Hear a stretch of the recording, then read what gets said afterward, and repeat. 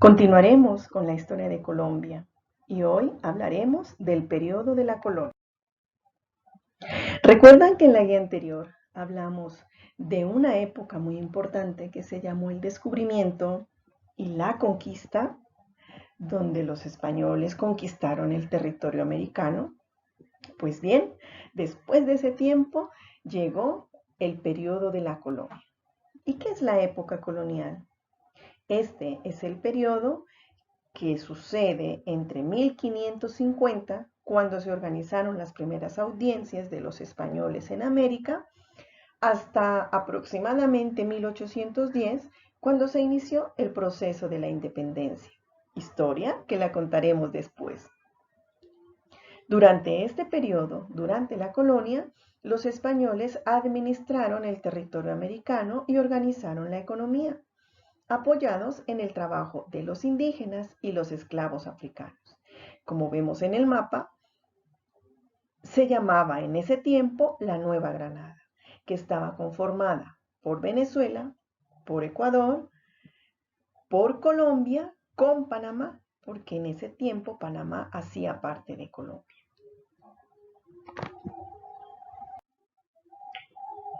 En este tiempo es importante conocer sobre el mestizaje. El mestizaje fue la mezcla que se dio entre las tres razas diferentes que convivieron durante la colonia.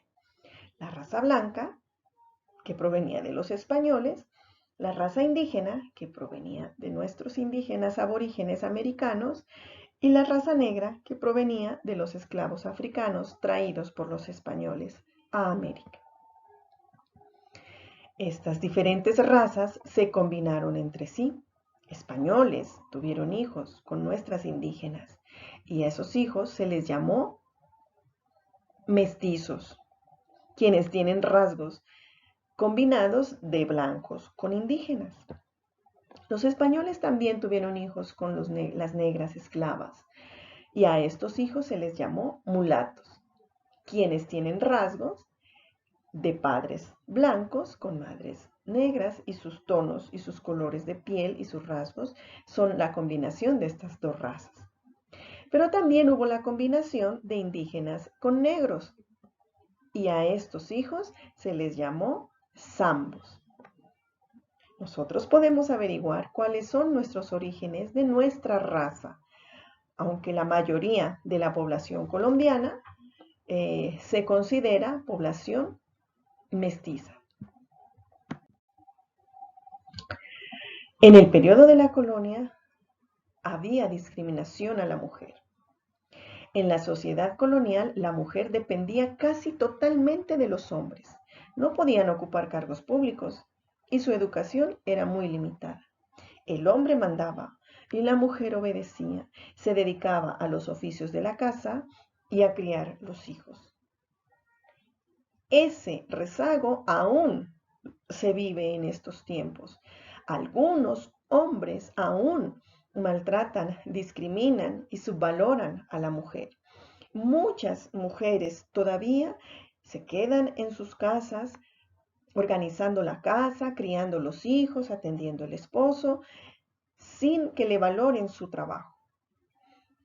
Se espera que ustedes, niños y niñas que se están educando, cuando tengan una familia, sepan valorar los niños cuando tengan una esposa a su mujer y sepan valorarse a sí mismos las mujeres y saber que el trabajo del hogar, si deciden quedarse en el trabajo del hogar, es un trabajo tan importante como el trabajo que haga el hombre. Y ahora, lo importante ahora en este tiempo es que la mujer ya puede ocupar cargos públicos y se puede educar. En la época de la colonia esto era muy difícil. La iglesia jugó un papel muy importante en el periodo colonial, gracias a su misión de evangelizar a los indígenas, de educar a los criollos y de ayudar a los pobres. La iglesia católica fue muy importante en este tiempo. La iglesia era la encargada de educar y el único fin de la educación en ese tiempo era convertir a los indígenas en creyentes católicos.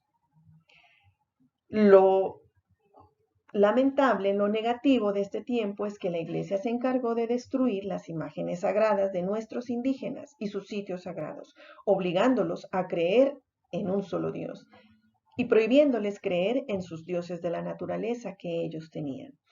Los indígenas se negaron, pero a quienes se negaban corrían hasta el peligro de morir porque eran sacrificados. Así que la mayoría tuvo que creer de manera obligatoria y por eso ahora creemos en el Dios que creemos. En aquel tiempo de la colonia, el reino de la Nueva Granada, ¿se acuerdan del mapa? Ese, Colombia, Venezuela, Ecuador con Panamá, tenían estratos sociales.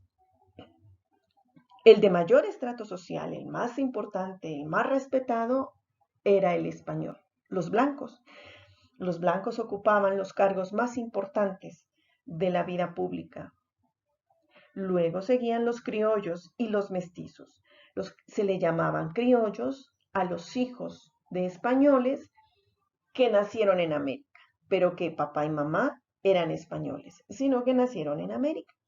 Y los mestizos, que son los hijos de los españoles con nuestras indígenas de ese tiempo. Ellos podían ocupar algunos cargos importantes.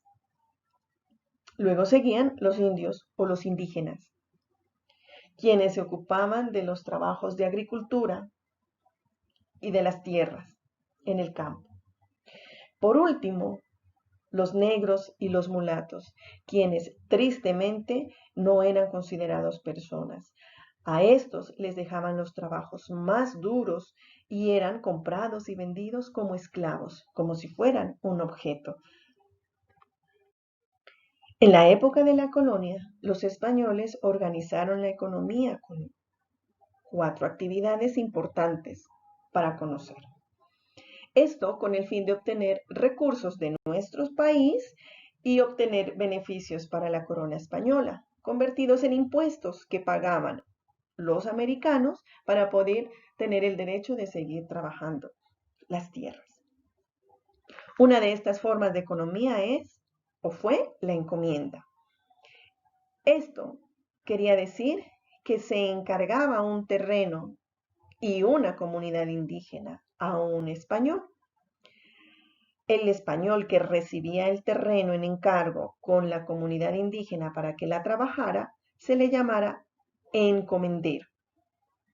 Los indígenas debían trabajar el terreno y pagarle tributos al encomendero. El encomendero vigilaba y cuidaba a que los indígenas trabajen el terreno y controlaba para que le paguen los impuestos. Estos impuestos iban a ser entregados al rey. Otra forma de trabajo es la mita. Miren la imagen. Era un periodo de trabajo obligatorio que indígenas y negros debían cumplir, realizando actividades mineras, es decir, sacando el oro y las piedras preciosas de las minas,